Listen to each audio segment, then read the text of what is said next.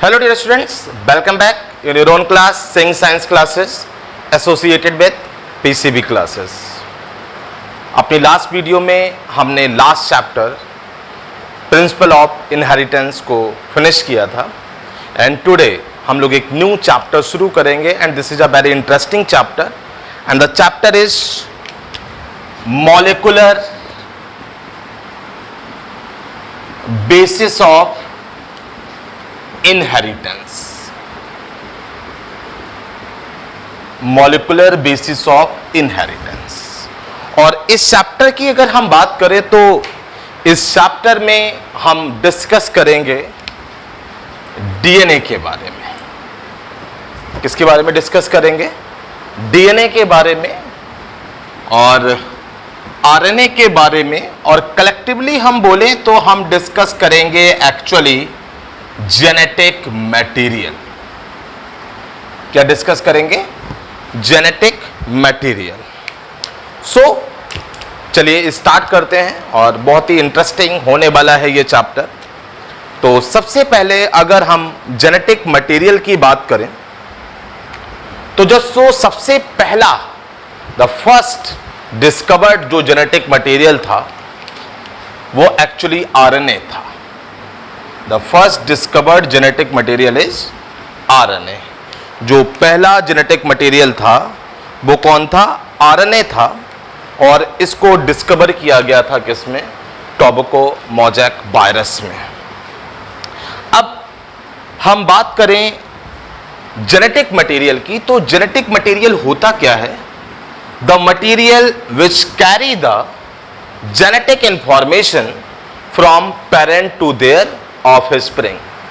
ऐसा मटेरियल जो genetic information को कैरी करता है पेरेंट से ऑफस्प्रिंग में, उसको हम क्या बोलते हैं? जेनेटिक मटेरियल बोलते हैं। क्या बोलते हैं? जेनेटिक मटेरियल बोलते हैं। अब अगर हम बात करें तो आपके सामने हमने टू नेम्स लिख रखे हैं, DNA and RNA. Both are genetic material. लेकिन अगर हम बात करें डीऑक्सीराइबोन्यूक्लिक एसिड की, तो ये मोस्ट ऑफ ऑर्गेनिजम्स का जेनेटिक मटेरियल है। अगर आरएनए की बात करें तो टोबैको मोज़ेक वायरस और कुछ लोअर वायरसेस हैं, उनके छोड़ दिया जाए तो बाकी जितने भी ऑर्गेनिजम्स होते हैं उन सबके पास जो जेनेटिक मटेरियल होता है वो डीएनए होता है। लेकिन जैसे कि टोबैको मोज़ेक वायरस है, एचआईवी वायरस है, इनका जो जेनेटिक मटेरियल होता है वो आरएनए होता है। तो अब अगर हम बात करें, एक साइंटिस्ट थे फ्रेडरिश मिशर। कौन थे? Friedrich Miescher.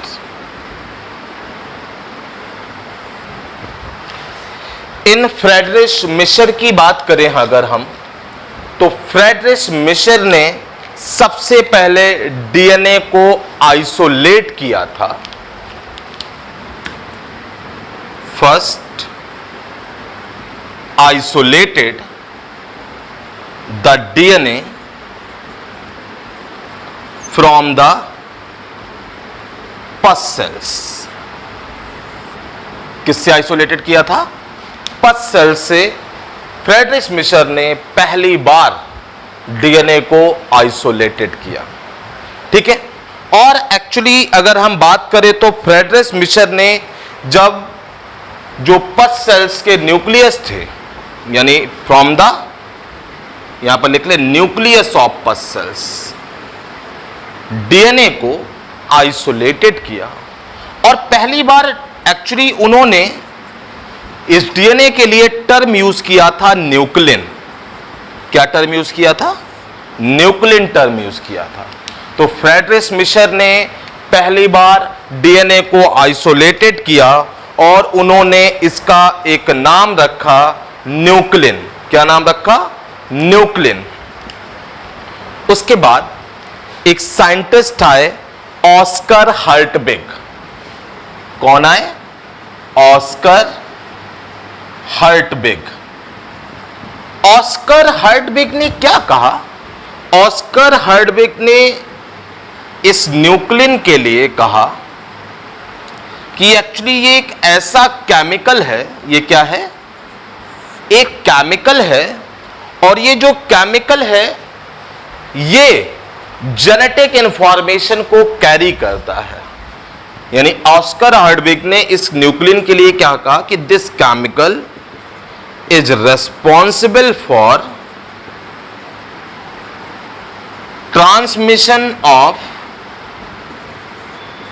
जेनेटिक इंफॉर्मेशन, चाहो तो आप ये बोल सकते हो कि हेरिडिटरी इंफॉर्मेशन, कि ऑस्कर हार्डविग ने कहा कि ये जो न्यूक्लियन है एक ऐसा केमिकल है जो जेनेटिक इंफॉर्मेशन को पेरेंट से ऑफस्प्रिंग में क्या करता है, ट्रांसफर करता है।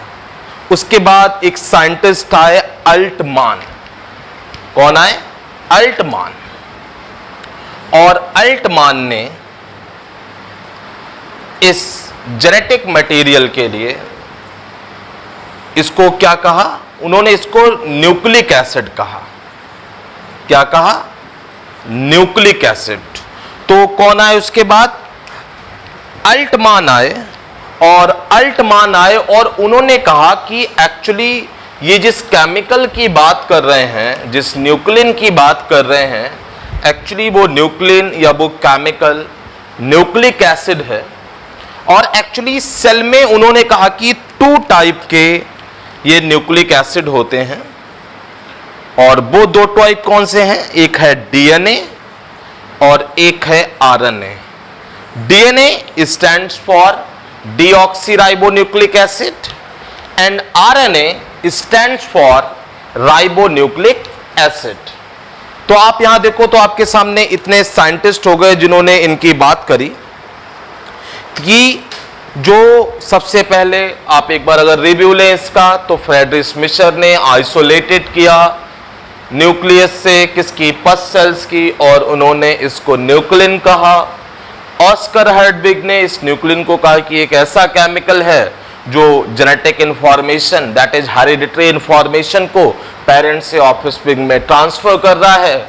और उसके बाद पहली बार अगर किसी ने इसके लिए न्यूक्लिक एसिड टर्म यूज किया तो वो अल्टमान ने थे। और अल्टमान ने बताया कि एक्चुअली सेल में 2 टाइप के न्यूक्लिक एसिड होते हैं, एक डीएनए और एक आरएनए, डीऑक्सीराइबोन्यूक्लिक एसिड और राइबोन्यूक्लिक एसिड। तो न्यूक्लिक एसिड बोलने का रीजन भी यही था क्योंकि उसके नाम में एसिड है, क्योंकि H3PO4 फॉस्फेट ग्रुप जो होता है इससे अटैच होता है तो एसिड बोलते हैं। और क्योंकि ये न्यूक्लियस में मिलता है इसलिए उन्होंने इसके लिए क्या बोला कि ये क्या है? न्यूक्लिक एसिड है। क्या है ये? न्यूक्लिक एसिड है। अब अगर हम नॉर्मली बात करें तो ये डीएनए और आरएनए दोनों प्रोकैरियोटिक और यूकैरियोटिक दोनों सेल्स में मिलता है। अगर हम प्रोकैरियोटिक सेल की बात करें तो ये साइटोप्लाज्म में मिलता है। कहाँ मिलता है? साइटोप्लाज्म में मिलता है सीधे सीधे। और एक्स्ट्रा क्रोमोसोमल भी होता है ये, ठीक है। तो यहां पर इसको एक्स्ट्रा न्यूक्लियर डीएनए भी बोल देते हैं हम, ठीक है। किसमें?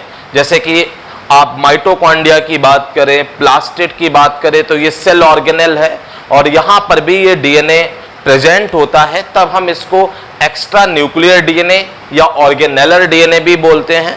और प्रोकैरियोटिक सेल की बात करें तो वहां ये साइटोप्लाज्म में मिलता है, वहां पर हम इसको क्या बोल देते हैं? एक्स्ट्रा क्रोमोसोमल डीएनए या प्लाज्मिड भी बोल देते हैं। और जब ये यूकैरियोटिक सेल में मिलता है तो अंडरस्टूड है कि कहां मिलेगा? न्यूक्लियस में मिलेगा। कहां मिलेगा? न्यूक्लियस में मिलेगा। सबसे खास बात, एक बात याद रखिएगा, डीएनए एक प्रोटीन के साथ एसोसिएटेड होता है और ये कुछ सर्टेन बेसिक प्रोटीन्स होती हैं, इनको हिस्टोन्स बोलते हैं। आगे हम डिस्कस भी करेंगे। तो एक्चुअली जो न्यूक्लियर डीएनए होता है, खास करके कौन सा DNA? Nuclear DNA. That means ऐसा डीएनए जो यूकैरियोटिक सेल के न्यूक्लियस में प्रेजेंट होता है। तो जो यूकैरियोटिक सेल के न्यूक्लियस में डीएनए प्रेजेंट होता है, ये डीएनए कुछ बेसिक हिस्टोन प्रोटीन के साथ एसोसिएटेड होता है। तो हम ये भी बोल सकते हैं कि the nuclear DNA have some associated with some basic protein and these basic proteins are called histone, इसीलिए इसको और क्या हम बोल सकते हैं, डीऑक्सी राइबो न्यूक्लियोप्रोटीन भी बोल दिया जाता है। इसलिए डीएनए को हम क्या बोल देते हैं, डीऑक्सी राइबो न्यूक्लियोप्रोटीन। और हम इसके लिए एक शॉर्ट फॉर्म भी यूज करते हैं, डीएनपी। क्या यूज करते हैं, डीएनपी, डीऑक्सी राइबो न्यूक्लियोप्रोटीन। ठीक है, अब हम पढ़ेंगे कि स्ट्रक्चर ऑफ दिस डीएनए। तो हम स्टार्ट करते हैं और पढ़ते हैं structure of DNA. I think so समझ में आ रहा होगा। फिर भी अगर आप लोगों को कोई प्रॉब्लम हो तो आप व्हाट्सएप तो कर ही सकते हैं। कुछ बच्चे आजकल शॉर्ट नोट नहीं बना रहे हैं, जो भेजते नहीं हैं। कुछ बच्चों का शायद नेट नहीं चलता होगा, ऐसा बोल देते हैं कुछ लोग। उनके नाम नहीं लेंगे हम, लेकिन आप लोग शॉर्ट नोट बनाइए। और बाय चांस मेरी इधर इस वीक में थोड़ा सा डिस्टरबेंस हुआ है वीडियो में, कुछ पर्सनल इश्यूज की वजह से ये बीच में एक दो वीडियो मिस हो जाती हैं। तो हम कोशिश करेंगे कि वीडियो मिस ना हो। तो आप लोग पढ़ते रहिए और जो भी प्रॉब्लम्स हो आप पूछिए और शॉर्ट नोट ज़रूर से बनाइए। तो चलिए स्टार्ट करते हैं और हम देखते हैं कि एक्चुअली डीएनए के स्ट्रक्चर में क्या क्या है और ये कैसे डीएनए फॉर्म होता है। तो यहाँ पर हेडिंग डाल लेते हैं सबसे पहले, structure of DNA. Structure of DNA, या हम इसको चाहे तो पॉलीन्यूक्लियोटाइड चेन भी बोल दें। क्या बोल रहे हैं, पॉलीन्यूक्लियोटाइड चेन। पॉलीन्यूक्लियोटाइड क्यों बोला ये अभी हम आपको बताएंगे। तो सबसे पहले अगर हम कंपोनेंट देखें डीऑक्सीराइबो न्यूक्लिक एसिड के या पॉलीपेप्टाइड चेन, पॉलीन्यूक्लियोटाइड चेन का, तो अगर हम कॉन्स्टिट्यूएंट देखें कि डीएनए और आरएनए को बनाने के लिए किन किन थिंग्स की बेसिक रिक्वायरमेंट होती है, तो यहाँ पर हम मेंशन कर लेते हैं क्या क्या चाहिए हमें। तो हम आपको बता दें क्या क्या चाहिए हमें। एक तो हमें यहाँ पर रिक्वायरमेंट होती है, हमें मतलब सेल को, एक तो पेंटोज शुगर। कौन सी शुगर, पेंटोज शुगर। और क्या होता है डीएनए में, नाइट्रोजनस बेस। ये एसिड बेस वाला बेस नहीं है, नाइट्रोजनस बेस। और सबसे लास्ट में हम लिख लें फॉस्फेट। क्या लिख लें, फॉस्फेट। तो पेंटोज शुगर, नाइट्रोजनस बेस और फॉस्फेट, ये तीन बेसिक कंपोनेंट हैं जो जेनेटिक मटेरियल का फॉर्मेशन करते हैं। मींस आरएनए और डीएनए दोनों की जो बेसिक रिक्वायरमेंट है वो यही है, पेंटोज शुगर होना चाहिए, नाइट्रोजनस बेस होना चाहिए और फॉस्फेट होना चाहिए। क्या होना चाहिए, फॉस्फेट होना चाहिए। अब अगर हम बात करें किसकी, पेंटोज शुगर की, किसकी बात करें, पेंटोज शुगर की अगर हम बात करें, हम बात कर रहे थे किसकी, पेंटोज शुगर की। तो यहां पर जो पेंटोज शुगर होती है ये एक इंपॉर्टेंट है। तो यहां पर हम दो शुगर बनाते हैं, एक बनाते हैं हम राइबोज शुगर और एक बनाते हैं हम डीऑक्सी राइबोज शुगर। अगर हम इनका स्ट्रक्चर ड्रॉ करें तो ये हम पेंटोज शुगर, और खास बात क्या होती है पेंटोज शुगर की, इसका जो 5th कार्बन होता है वो चेन से बाहर होता है। इसका जो 5th कार्बन होता है वो चेन से बाहर होता है। तो H OH, यहाँ पर भी लिख लेते हैं H OH और यहाँ पर लिख लेते हैं CH2 OH और यहाँ पर H। तो यहाँ से अगर हम काउंटिंग करेंगे तो this one is the first carbon, this one is the second carbon, this one is the third carbon and this one is the fourth carbon and this one is the 5th carbon. ये हो गई ribose sugar. अब यहां पर अगर हम बनाएं कौन सी, डीऑक्सीराइबोस शुगर, तो सेम बनेगी, बस डिफरेंस क्या होता है, बस थोड़ा सा डिफरेंस है इनमें। यहां पर बनाते हैं ये हम H, ये OH, यहां पर H, ये H, ये H, ये OH, दिख गया ना डिफरेंस? कितने लोगों को दिखा? या देख के बताइएगा, सामने से नहीं हट रहे, बताइए कुछ दिखा था? चलिए, नहीं ऑब्जर्व किया था, कोई बात नहीं। देखिए ऑब्जर्व करिए, this one is the first carbon, this one is the second, this one is third carbon, this one is fourth carbon and this one is the fifth carbon. ये तो दोनों सेम है, दोनों सेम नहीं हैं। अगर आप इसको देखो तो यहाँ सेकेंड कार्बन एटम पर क्या लगा है, OH, और यहाँ पर सेकेंड कार्बन एटम पर ओनली हाइड्रोजन है, तो इसीलिए ये राइबोस शुगर है और ये डीऑक्सीराइबोस शुगर है, क्योंकि 5-5 कार्बन है, 5 कार्बन हैं दोनों में, इसीलिए कौन सी शुगर है, पेंटोस शुगर है। तो अब एक डिफरेंस आपको समझ में आया होगा डीएनए और आरएनए में, कि एक्चुअली डीएनए में डीऑक्सीराइबोस शुगर होती है, इसीलिए उसका नाम क्या है, डीऑक्सीराइबोन्यूक्लिक एसिड, और आरएनए में कौन सी शुगर होती है, राइबोस शुगर होती है, इसलिए आरएनए का नाम क्या है, राइबोन्यूक्लिक एसिड। तो ये हम डिस्कस करते रहेंगे। अभी हमने आपको जनरली बता दिया कि पेंटोस शुगर होती हैं और आरएनए के लिए राइबोस शुगर होती है और डीएनए के लिए डीऑक्सीराइबोस शुगर होती है, और यहां पर इसमें सेकेंड कार्बन एटम पर OH और यहां पर सेकेंड कार्बन एटम पर हाइड्रोजन होता है। अब हम बात करें किसकी, नाइट्रोजनस बेसिस की। तो नाइट्रोजनस बेसिस भी यहां पर जो होते हैं वो 2 टाइप के होते हैं।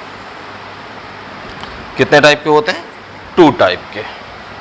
एक होते हैं प्यूरिन और एक होते हैं पिरिमिडिन। एक होते हैं प्यूरिन और एक होते हैं पिरिमिडिन, ठीक है। कितने टाइप के हो गए, 2 टाइप के, एक प्यूरिन और एक पिरिमिडिन। अब प्यूरिन और पिरिमिडिन में अंतर क्या होता है, पहले तो ये समझ लीजिए। Actually purine double ring structure होते हैं। कैसे स्ट्रक्चर होते हैं, डबल रिंग स्ट्रक्चर होते हैं।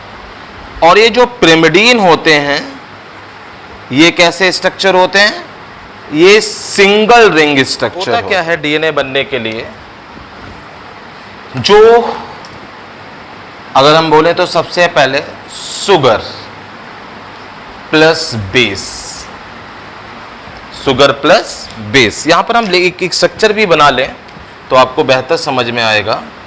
जैसे यहां पर एक अगर हम शुगर का स्ट्रक्चर बना लें तो ये हमने बना ली शुगर। हम डीएनए की बात कर रहे हैं इस समय, एक्चुअली अगर हम बात करें तो यहाँ पर हम लिख लें H, यहाँ पर लिख लें OH, यहाँ पर H, यहाँ पर H, ये H, ये OH, ये CH2OH। अब this one is the first carbon, this one is the second carbon, this one is the third carbon, this one is the fourth carbon and this one is the fifth carbon. तो actually होता क्या है कि sugar plus base आपस में combine कर कर क्या बनाते हैं, न्यूक्लियोसाइड बनाते हैं।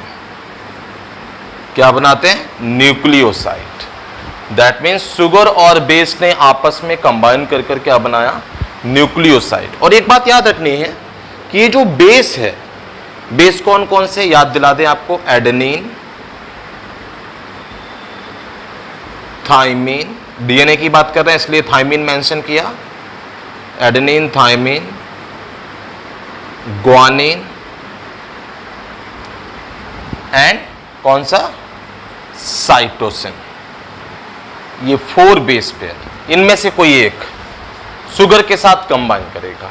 कौन से और कहां कंबाइन करेगा तो आपको बता दें, जो बेस होते हैं वो शुगर के हमेशा फर्स्ट कार्बन पर लगते हैं, यानी ये जो पहली पोजीशन दिखाई पड़ रही है हमेशा ये नाइट्रोजनस बेस यहां पर लगेगा। तो आपको याद रखना है कि बेस का अटैचमेंट कहां होगा, first carbon of the pentose sugar, first carbon of the pentose sugar.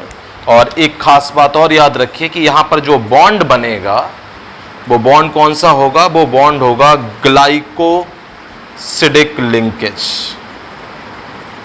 कौन सी लिंकेज? Glycosidic linkage. तो ये जो बेस है ये शुगर के फर्स्ट कार्बन पर अटैच होते हैं, ग्लाइकोसिडिक लिंकेज के थ्रू अटैच होते हैं, और जब ये अटैच हो जाते हैं तो फाइनली अगर हम देखें तो ये हमने एक क्या बना दिया? न्यूक्लियोसाइड बना दिया। क्या बना दिया? न्यूक्लियोसाइड। अब क्या होगा? अगर आप देखो तो शुगर और बेस ने आपस में कंबाइन कर क्या बना लिया? न्यूक्लियोसाइड बना लिया। अब क्या होगा? अब ये जो न्यूक्लियोसाइड है, ये न्यूक्लियोसाइड और फॉस्फेट ये आपस में कंबाइन कर क्या बनाते हैं? न्यूक्लियोटाइड बनाते हैं। क्या बनाते हैं? न्यूक्लियोटाइड। अब आपको एक बात और याद रखनी है कि फॉस्फेट कौन सी पोजीशन पर लगेगा? फॉस्फेट जो पेंटोस शुगर थी, जो न्यूक्लियोसाइड का जो 5th कार्बन है पेंटोस शुगर का, उस 5th कार्बन पर लगता है। किस पर लगता है? 5th कार्बन पर लगता है। तो यहां पर आप देखें ये कौन सी 5th पोजीशन है, तो इस 5th पोजीशन पर एक्चुअली क्या जुड़ता है? आके फॉस्फेट जुड़ता है। क्या जुड़ता है? आके